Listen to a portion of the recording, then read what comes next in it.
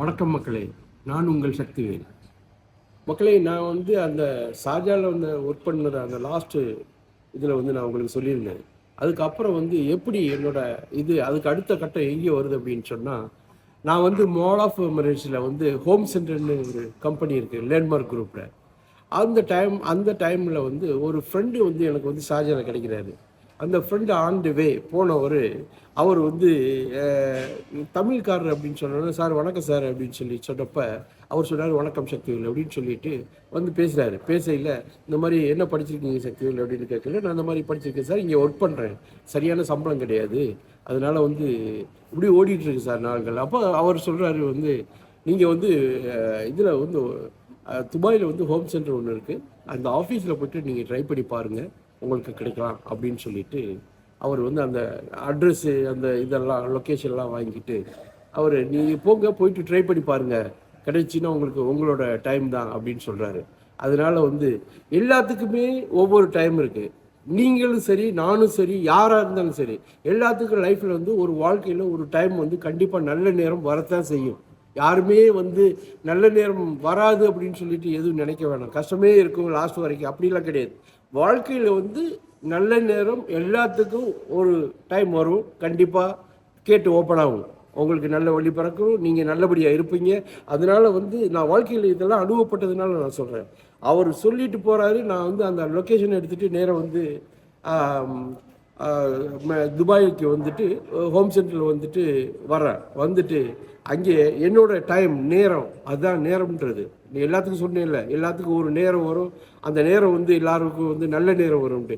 எனக்கு அந்த நல்ல நேரம் அவர் ரூபத்தில் வந்திருக்கு. அவர் என்கிட்ட சொல்கிறாரு, இந்த மாதிரி லேண்ட்மார்க் குரூப்பில் ஹோம் சென்டரில் ஆள் ட்ரை பண்ணுங்க, கிடைக்கும், உங்களுக்கு கிடைச்சி பாருங்கள், இந்த நேரத்தில் போங்க அப்படின்னு சொல்லிட்டு. நான் இங்கே ஹோம் சென்டரில் போயிட்டு அதே மாதிரி ஆஃபீஸில் கேட்டு வெளியில் உட்காந்துருக்கேன். எனக்கு உள்ளே இருக்கிறது யாருன்னே தெரியாது. என்ன ஹோம் சென்டர் எனக்கு யாருமே தெரிஞ்ச ஆளே யாருமே கிடையாது மக்களே. நான் அங்கே போய் தேடி அந்த ஆஃபீஸ் முன்னாடி உட்காந்துருக்கிறேன். ஆஃபீஸ் ஓப்பன் ஆகுது, உள்ளே போகிறோம். ஸ்டேட்டாக கேட்குறாங்க, நீ யார் அப்படின்னு சொல்லிட்டு. நான் இந்த மாதிரி என்னோடய ஊர் மதுரை, நான் வேலைக்காக வந்திருக்கேன், யாரை பார்க்கணும் அப்படின்னு சொன்னால், உள்ளே ஸ்ரீகாந்த் சார் ஒருத்தர் இருக்கிறாரு, அவரை பார்க்கணும் அப்படின்னு சொல்லிட்டு அவர்கிட்ட சொல்கிறேன். இல்லை, அவர் உங்களுக்கு தெரியுமா? தெரியாது அப்படின்னு சொல்லிட்டு. நான் அப்போ எனக்கும் அந்த அந்த அந்த ரிசப்ஷனில் இருக்கிறவங்களுக்கும் கொஞ்சம் பேச்சுவார்த்தை வருது. அப்போ நான் அவங்ககிட்ட சொல்கிறேன், மேடம் நீங்கள் அவருக்கு சொல்லுங்கள், இந்த மாதிரி சக்திவேல் அப்படின்னு சொல்லுங்கள், மதுரைக்காரன்னு சொல்லுங்கள், எனக்கு அவர் உள்ளே அனுமதிச்சிங்கன்னா அனுமதிச்சதுன்னா நான் போகிறேன், அப்படி இல்லை அப்படின்னா நான் போயிடுறேன் அப்படின்னு சொல்லிட்டு சொல்கிறேன். அவங்க கால் பண்ணி கேட்குறாங்க. கேட்டவுடனே அந்த நேரம் வருது, அவர் அனுப்புங்க, உள்ளே அனுப்புங்க அப்படின்னு. அப்போ நான் உள்ளே போயிட்டு அவர் அப்போ தான் ஃபஸ்ட்டு டைம் பார்க்குறேன். ஐயா வணக்கம் அப்படின்றேன்.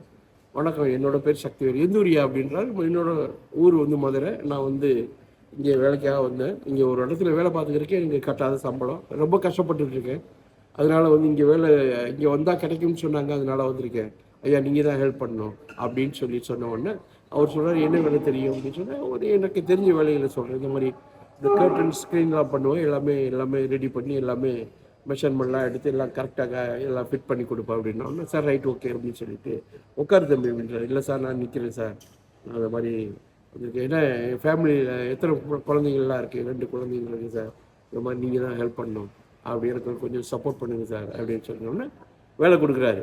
அதான் 1999 9ஆம் மாதம் 20ஆம் தேதி அப்போ தான் டைம் ஓப்பன் ஆகுது. அப்போ தான் ஜாயின் பண்ணுறேன் நான் என்னோட ஹோம் சென்டரு.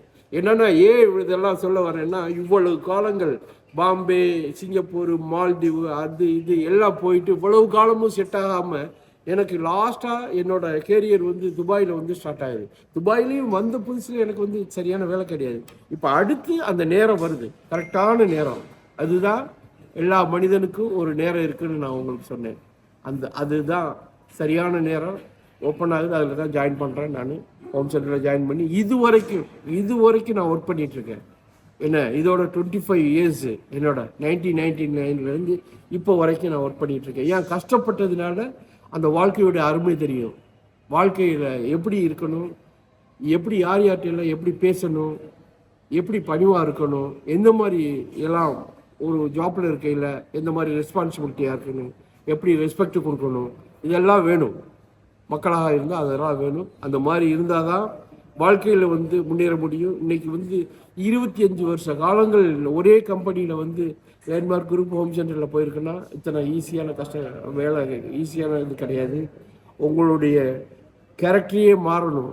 என்ன கேரக்டரே மாறி உங்களுடைய அந்த ஜாப்போட எப்படி இருக்கணும், என்ன பண்ணணும், நம்ம ஃபேமிலி, நம்ம பேக்ரவுண்டு, நம்ம எங்கேருந்து வந்திருக்கோம், அதெல்லாம் வந்து இப்படிலாம் இருந்ததுனால தான் இன்னைக்கு வந்து அந்த சக்ஸஸ்ஃபுல்லான வாழ்க்கை போயிட்டுருக்கு.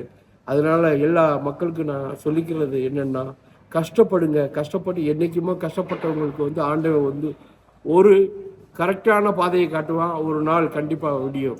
அது அந்த நாள் வர்ற வரைக்கும் நீங்கள் கஷ்டப்படுங்க, நேர்மையாக இருங்க, நல்ல நேர்வழியில் போங்க. என்ன அதனால எல்லா மக்களுக்கும் நான் இதைத்தான் சொல்கிறேன். என்னுடைய லைஃப்பில் நான் கண்ட இதுதான். இன்னைக்கு வந்து எல்லா மக்களும் இன்னைக்கு என்னோட ஃபேமிலியில் நல்லா இருக்கிறாங்க அப்படின்னா காரணமே கரெக்டான வழியிலையும் பொறுமையாக இருந்து என்னுடைய கரெக்டான டயத்தை பிடிச்சதுனால தான். வணக்கம் மக்களே, அடுத்ததில் பார்க்கலாம். நன்றி, வணக்கம்.